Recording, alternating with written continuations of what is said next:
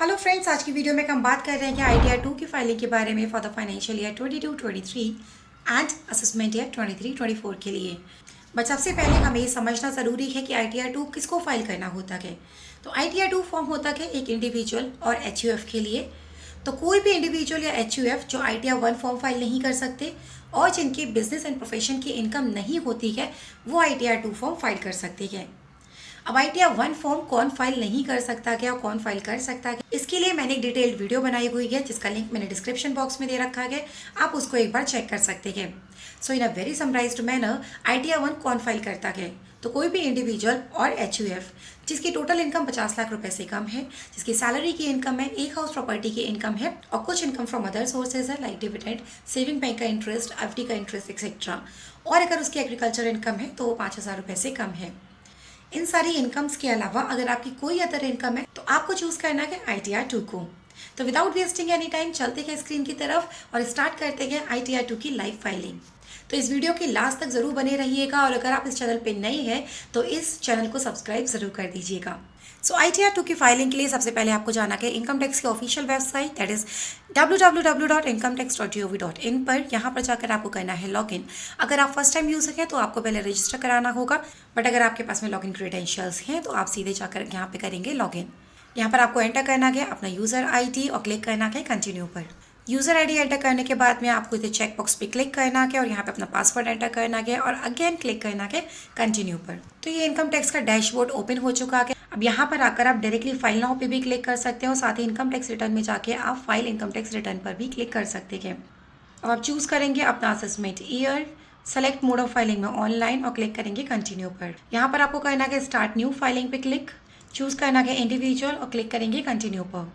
अब यहाँ पे सेलेक्ट करेंगे ITR का टाइप, हम ITR 2 फाइल कर रहे हैं तो प्रोसीड विद ITR 2 पे क्लिक करना है और लेट्स गेट स्टार्टेड। यहाँ पे आपको ऑप्शंस में अदर चूज करना है और यहाँ पे क्लिक कर देंगे कंटिन्यू। अब यहाँ पे आपके कुछ सेक्शंस आ रहे हैं, एक बार उनको चेक कर लेते हैं। जनरल इन्फॉर्मेशन में हमें शेड्यूल पार्ट A को सेलेक्ट कर लेना है। सेकंड हम चेक करते हैं इनकम में, आपकी सैलरी की इनकम है तो आप इसे चेक कर लेंगे। हाउस प्रॉपर्टी की इनकम है तो यहाँ पे आप टिक कर देंगे, नहीं है तो आप इसे ब्लैंक छोड़ देंगे। यहाँ पर हमें कैपिटल गेन दिखाना है तो यहाँ पे हम कैपिटल गेन सेलेक्ट कर लेंगे। 112A long term capital gain के लिए होता है, इसको भी आप सेलेक्ट कर लेंगे। अगर आपकी कोई क्रिप्टो करेंसी की इनकम है तो उसके लिए आप VDA सेलेक्ट कर लेंगे, मेरी यहाँ पे नहीं है। अदर सोर्सेज की इनकम है। इसके अलावा अगर आपकी कोई क्लबिंग वगैरह के, आपके स्पाउस या माइनर की इनकम आपके में क्लब होनी है तो आप इसे कंसीडर कर सकते हैं। स्पेशल रेट की इनकम आपकी अगर यहाँ पे आ रही है, लाइक लॉटरी की इनकम आ रही है या ऑनलाइन गेमिंग की आ रही है, उसको आप सेलेक्ट कर लेंगे। अगर आपकी कोई एग्जाम्ड इनकम है, फॉरेन सोर्सेज से इनकम है, सेक्शन 90, 90 या 91 का कोई रिलीफ मिल रहा है तो उसको आप सेलेक्ट कर लेंगे अपने अकॉर्डिंगली। और हम बात करेंगे डिडक्शंस की। डिडक्शन में दो सबसे कॉमन डिडक्शंस आपकी होती है, ATD जो आपकी हेल्थ इंश्योरेंस के लिए होती है, और चैप्टर 6 से जो आपका रहता है वह वो क्या ATC के लिए, दोनों की ऑलरेडी सेलेक्टेड है। इसके अलावा अगर आपने डोनेशन वगैरह कुछ भी दिया हुआ है तो उसको आप यहाँ से सेलेक्ट कर सकते हैं। और उसके बाद में टैक्स के कॉलम में आपका आता है computation of income, computation of tax. Apart from that आपका जो TDS डिडक्ट हो चुका है उसका आपको कितना पेमेंट करना है, ठीक है। और इसके अलावा अगर आपका कोई भी टैक्स डेफर है ESOPs पे तो उसका आपको यहाँ पे शेड्यूल मिल जाएगा। अब अदर्स में यहाँ पर देखते हैं कि कुछ आपके शेड्यूल्स हैं CY, LA, PF, LA, CFL। ये बेसिकली वो शेड्यूल्स होते हैं अगर आपका प्रीवियस ईयर में या करंट ईयर में लॉस हुआ है। सपोज आपने कोई शेयर्स बेचे गए जिसमें आपको लॉस हो गया है तो उस लॉस को अगर आपको कैरी फॉरवर्ड करना है उससे रिलेटेड डिटेल यहाँ पर आती है। कैरी फॉरवर्ड और सेट ऑफ लॉसेस क्या होता है ये हम एक सेपरेट वीडियो में ज़रूर कवर करेंगे। उसके अलावा एक शेड्यूल आता है फॉरेन एसेट्स का।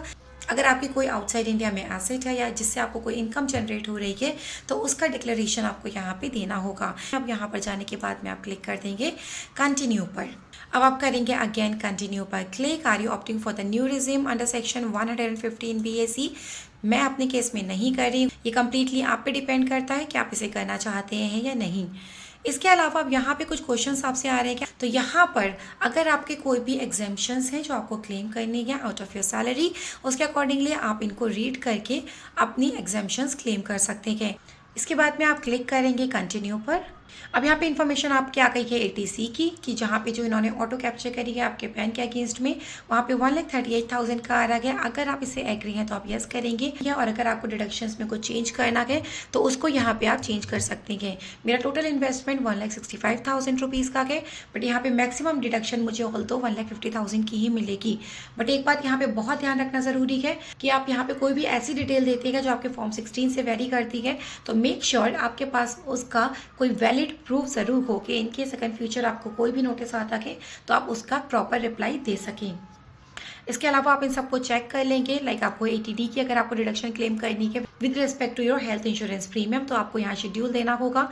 सेक्शन 80E आपका होता है अगर आपने कोई भी एजुकेशन लोन लिया हुआ है उसके ऊपर जो आप इंटरेस्ट पे करते हैं उसका आप क्लेम यहाँ पे ले सकते हैं। इसके अलावा एटीजी में अगर आपने कोई डोनेशन पे करी है तो उसका भी क्लेम आप ले सकते हैं यहाँ पे।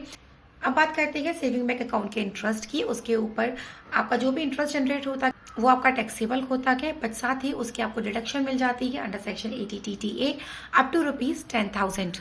तो यहाँ पर आप पहले इनकम फ्रॉम अदर सोर्सेज में सेविंग बैंक अकाउंट का इंटरेस्ट दिखाएंगे और बाद में उसकी deduction under section 80TTA claim कर लेंगे। Are you eligible to claim any other deduction? अगर है तो ठीक है, अदरवाइज आप इसको स्किप कर सकते हैं। We have pre-filled your return based on information available with the Income Tax Department. Please confirm the details in each section are correct to proceed. यहाँ पे जो भी information already income tax department ने fetch करी हुई है उसको आप एक बार चेक करना है। अगर ठीक है तो आप कंफर्म कर देंगे, नहीं है तो आप उसे एडिट भी कर सकते हैं। सबसे पहले आपका पर्सनल इन्फॉर्मेशन आता है जहाँ पर आपका नेम, आपकी date of birth, Aadhaar number आता है और पैन आता है। इसके बाद में हम बात करते हैं कॉन्टैक्ट की। सो कॉन्टैक्ट में आप अपना address, mobile number, email address एक बार चेक कर लेंगे। फाइलिंग स्टेटस में आपको सेलेक्ट करना है 139, क्योंकि हम इसे ड्यू डेट से पहले फाइल कर रहे हैं। Are you opting for the new regime? Do you want to claim the benefit under section 115H? मेरे केस में नो है, ये हमारा एनआरआई के केस में होता है। अगर कोई एनआरआई रेजिडेंट का स्टेटस क्लेम करना चाहता है, रिप्रेजेंटेटिव एसएससी के केस में नो है। Whether you are director in a company at any time during the previous year, अगर आप किसी भी कंपनी में डायरेक्टर थे तो आप उसे यस करेंगे, अदरवाइज आप इसको नो रहने देंगे। Have you held unlisted equity shares at any time during the previous year? अब अपने अकॉर्डिंगली यस सिलेक्ट करेंगे अगर आपने कोई भी शेयर्स ले रखे हैं अनलिस्टेड कंपनी के। मेरे केस में ये नो है, अब हम इसे कर देंगे कन्फर्म। यहाँ पर आप देख रहे होंगे मेरा पार्ट ई जनरल इन्फॉर्मेशन के आगे कंफर्म का साइन बन के आ चुका है। अब हम चलते हैं अपने सैलरी के शेड्यूल की तरफ। अब सैलरी के शेड्यूल में यहाँ पे आपको एम्प्लॉय वाइज आपकी टोटल सैलरी शो हो जाएगी। अब इस सैलरी की डिटेल्स फिल करने से पहले आपके पास 3 डॉक्यूमेंट्स का होना बहुत ज़रूरी है। आपको form 16, 26AS and AIS। AIS को डाउनलोड करने के लिए यहाँ पर आपको AIS का ऑप्शन मिल जाएगा और 26AS के लिए आप जाएंगे ई फाइल पे, इनकम टैक्स रिटर्न पे, और वहाँ पे जाके आपको क्लिक करना है व्यू फॉर्म 26AS पर। इसको डाउनलोड करने का डिटेल तरीका मैंने अपनी प्रीवियस वीडियो में बता दिया है कि आप उसे एक बार चेकआउट जरूर कर लीजिएगा, लिंक डिस्क्रिप्शन बॉक्स में मिल जाएगा। यहाँ पर आपका name of employer, TAN of employer, nature of employer, address of employer आ जाएगा और आपकी टोटल सैलरी यहाँ पे शो हो जाएगी। बट यहाँ पे एक इंपॉर्टेंट चीज़ आपको करनी है कि आपको अपना डिटेल्ड ब्रेकअप सैलरी का एंटर करना होगा। यहाँ पर आकर आप सेलेक्ट करेंगे अपना नेचर ऑफ एम्प्लॉयमेंट, कि आप सेंट्रल गवर्नमेंट के एम्प्लॉय हैं, स्टेट गवर्नमेंट के एम्प्लॉय हैं, PSU के एम्प्लॉय हैं। मेरे केस में प्राइवेट सेक्टर है तो इसलिए मैं चूज़ कर लूँगी अदर्स को। तो यहाँ पर हम एक बार दे देंगे अपना ब्रेकअप। तो यहाँ पर मैंने अपनी सैलरी का टोटल ब्रेकअप एंटर कर दिया, जिसमें है basic salary, convince allowance, HRA, children allowance, leave travel allowance, other allowances. यहाँ पे टोटल आपकी ग्रॉस सैलरी आ चुकी है। अब इसके अलावा अगर आपकी कोई भी परक्यूजिट्स आपको मिली हुई है लाइक अकोमोडेशन, कार एक्सेट्रा, तो उसको आप यहाँ पर एंटर कर सकते हैं। तो यहाँ पे ग्रॉस सैलरी का टोटल मेरा आ गया है 11,17,000। इसको आप एक बार अपने फॉर्म 16, 26A और AIS से ज़रूर चेक करिएगा। हमारी केस में फॉर्म 16 में दिख रहा है 11,17,000 जो यहाँ पर मैच हो रहा है। इसको मैच करने के बाद में हमने इसे सेव पे क्लिक कर देना है। अब टोटल सैलरी यहाँ पे 11 लाख रुपीज़ की आ चुकी है, जिसमें हमारा ब्रेकअप भी आ चुका है। अब इसके बाद हम क्लेम करेंगे हमारी एग्जेम्पशंस। नेक्स्ट हमारा आता है allowances to the extent exempt under section 10, जहाँ पर हमने यहाँ पे मेंशन करा हुआ था हमें कन्वेंस अलाउंस का LT का लेना था, बट HRA का यहाँ पर मुझे शो नहीं हो रहा है, तो मैं यहाँ पर एक बार एडिट कर सकती हूँ। और एडिट करने के बाद में हम यहाँ पे अपनी एग्जाम्पशन लिमिट डाल देंगे HRA की। सकते हैं एचआरए की मैक्सिमम डिडक्शन आप कितनी ले सकते हैं। इसके लिए आपको 3 लिमिट्स को फॉलो करना होता है। सबसे पहले आपकी होती है कि आपको कितना एचआरए रिसीव हो रहा है। सेकंड, आप जितना रेंट पे कर रहे हैं उसमें से आप लेस करेंगे 10% of your basic salary. And the third one is the 50% of your basic salary अगर आप एक मेट्रो सिटी में रह रहे हैं, and 40% of your basic salary अगर आप रह रहे हैं एक नॉन मेट्रो सिटी में। इन तीनों में से जो भी आपका सबसे लीस्ट होता है उसकी मैक्सिमम डिडक्शन आप क्लेम कर सकते हैं। ये करने के बाद में आप क्लिक करेंगे सेव पर, और यहाँ पर मेरी टोटल डिडक्शंस आ चुकी है 1,82,000 रुपीज़ की। साथ में मुझे डिडक्शन मिलेगी 50,000 रुपीज़ की स्टैंडर्ड डिडक्शन जो मुझे सैलरी में से मिलती है, और income chargeable under the head salary आ गया है 8,84,000 रुपीज़ का, जिसको हम कर देंगे यहाँ पे कन्फर्म। अब यहाँ पे आप देख पा रहे हैं कि आपके सैलरी के शेड्यूल के आगे भी कन्फर्म टिक हो चुका है। हम चलेंगे कैपिटल गेन के शेड्यूल पर। Please select type of capital asset sold by you in order to continue. यहाँ पर आपके काफ़ी सारे पॉइंट्स मेंशन है, लाइक अगर आपने किसी इमूवेबल प्रॉपर्टी को सेल करा के लाइक लैंड एंड बिल्डिंग, तो आप इसको सेलेक्ट करेंगे। 111A आपका होता है शॉर्ट टर्म कैपिटल गेन के लिए, और 112A होता है लॉन्ग टर्म कैपिटल गेन के लिए। मेरा यहाँ पे लॉन्ग टर्म कैपिटल गेन हुआ के, तो मैंने इसको सेलेक्ट कर लिया कि इसके अलावा भी अगर आपने कोई भी कैपिटल एसेट सेल आउट करी है तो आप एक एप्रोप्रिएट ऑप्शन यहाँ पे सेलेक्ट करके क्लिक कर देंगे कंटिन्यू पर। अब आपको क्लिक करना है 112A के शेड्यूल पर जो आपका लॉन्ग टर्म कैपिटल गेन को रिप्रेजेंट करता है। यहाँ पर आने के बाद में आपको ऐड डिटेल्स करके अपनी डिटेल्स को यहाँ पे एंटर करना होगा। तो अगर आपने किसी भी म्यूचुअल फंड या शेयर्स में इन्वेस्ट कर रखा हुआ तो वहाँ से अपना प्रॉफिट एंड लॉस स्टेटमेंट निकाल सकते हैं, जहाँ से आपको कैपिटल गेन की फिगर भी पता लग जाएगी। तो यहाँ पे आपको सेलेक्ट करना है कि आपने 31 जनवरी 18 से पहले करा गया, 31 जनवरी 2018 के बाद में करा गया। मेरा इन्वेस्टमेंट 31 जनवरी 2018 के बाद में है, तो यहाँ पर ISIN कोड ऑटोमेटिकली आ गया है। तो यहाँ पर आपको सिंपली कॉस्ट ऑफ एक्विजिशन डालनी है। अपने शेयर से म्यूचुअल फंड को सेल आउट करने में अगर आपके कोई भी एक्सपेंडिचर हुए हैं वो आप इसको यहाँ पे एंटर करेंगे, जिसका आपको डिडक्शन मिल जाएगा। और साथ ही आपको यहाँ पे वैल्यू ऑफ कंसिडरेशन मतलब जो आपकी सेल प्रोसीड है उसकी वैल्यू यहाँ मेंशन कर देनी है। तो यहाँ पर मैंने अपने स्टेटमेंट में से अपनी लॉन्ग टर्म कैपिटल गेन की फिगर उठा ली है और उसको वहाँ पे सिंपली एंटर कर देना है। तो यहाँ पे आपको कुछ भी नहीं करना है, जो भी आपकी ओरिजिनल परचेज कॉस्ट थी उसको आप ऐड कर लेंगे, जो भी आपकी सेल की कॉस्ट है, सेल प्रोसीडिंग्स है, उसको आप यहाँ पे ऐड कर लेंगे और उसके बेसिस पे long term capital gain calculate होकर आ जाएगा। Cost of acquisition and value of consideration को एंटर करने के बाद में आप क्लिक करेंगे ऐड पर, और उसके बाद में आपको क्लिक कर देना है कन्फर्म पर।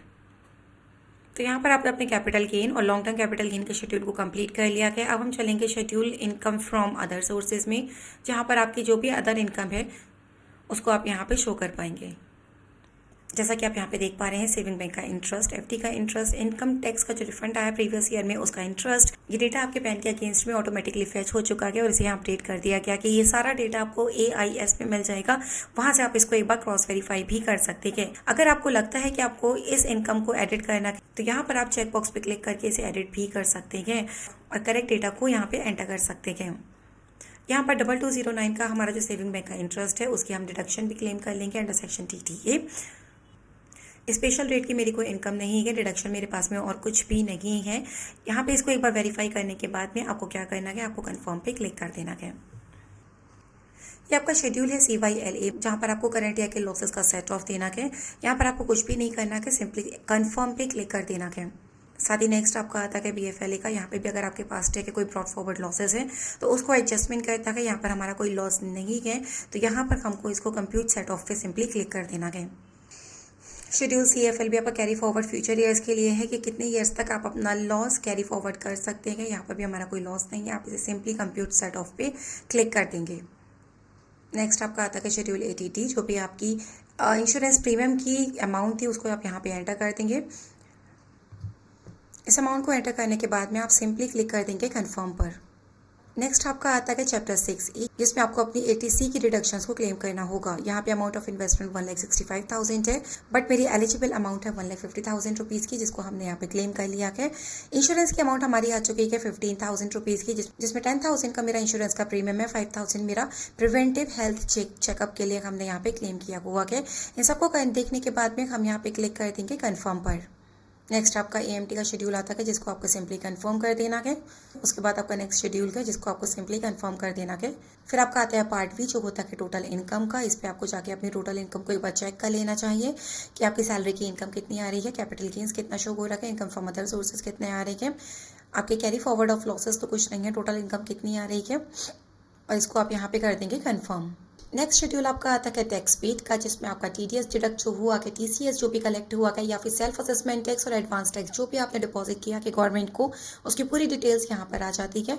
इसको एक बार वेरीफाई करने के बाद में आपको कंफर्म कर देना है और उसके बाद आता है आपका computation of tax on total income. तो यहाँ पर जैसा कि आप देख पा रहे हैं कि मेरा tax payable on total income 62,000 का बन रहा है, जो एजुकेशन सेस को ऐड करने के बाद में 64,000 रुपीज़ का हो गया है, जबकि टीडीएस मेरा डिडक्ट हुआ था 76,548 रुपीज़, जिसके अकॉर्डिंगली मेरा 11,720 रुपीज़ का रिफंड यहाँ पे बन रहा है। यहाँ पर आपको अपनी आउटसाइड इंडिया के फाइनेंशियल एसेट्स के रिलेटेड में डिक्लेरेशन देना है। अगर आपकी कोई भी फाइनेंशियल एसेट्स है जो आउटसाइड ऑफ इंडिया के और जहाँ से आपको इनकम जनरेट हो रही है, तो आप इसे यस करेंगे, अदरवाइज आपको इसको नो करना है और सिंपली क्लिक कर देना है अपने प्रीव्यू रिटर्न पर। अब प्रीव्यू सबमिट योर रिटर्न में आपको अपना नेम देना है, अपने फादर का नाम देना है, आप किस कैपेसिटी में अपने रिटर्न फाइल कर रहे हैं, आप खुद के लिए फाइल कर रहे हैं, किसी के रिप्रेजेंटेटिव के रूप में कर रहे हैं, आजनकर्ता अगर एचयूएफ की रिटर्न फाइल कर रहे हैं वो यहाँ पे आप सेलेक्ट करेंगे। सेलेक्ट करने के बाद में प्लेस एंड डेट अपने आप आ जाएगी और आपको यहाँ पे कर देना है प्रोसीड टू प्रीव्यू पे क्लिक। आपके यहाँ पे पूरी डिटेल आ चुकी है, इसको आप एक बार चेक कर लेंगे। आप इसे यहाँ से डाउनलोड भी कर सकते हैं। डाउनलोड करने के बाद में अपने रिटर्न को एक बार अच्छे से चेक कर सकते हैं। इसे करने के बाद में आपको क्लिक करना है प्रोसीड टू वैलिडेशन पर। अब यहाँ पे कोई भी वैलिडेशन एरर नहीं दिख रही है, आपको प्रोसीड टू वेरिफिकेशन पे क्लिक करना है और अपने रिटर्न को सबमिट कर देना है। But make sure return submit करने के बाद में आप अपना ई वेरिफिकेशन जरूर करा लीजिएगा। ई वेरिफिकेशन के लिए आप ओटीपी यूज कर सकते हैं, जो आपके आधार लिंक्ड मोबाइल नंबर पे जाएगा। और अगर आप ई वेरिफिकेशन नहीं कराते हैं तो within 30 days from the date of your submission of return आप इसे सीपीसी बेंगलोर के एड्रेस पे जरूर सेंड कर दीजिएगा। सीपीसी बेंगलोर का एड्रेस मैं अपने वीडियो के डिस्क्रिप्शन में प्रोवाइड करा दूंगी। आई होप इस वीडियो से आपको काफी वैल्यू एडिशन हुआ होगा।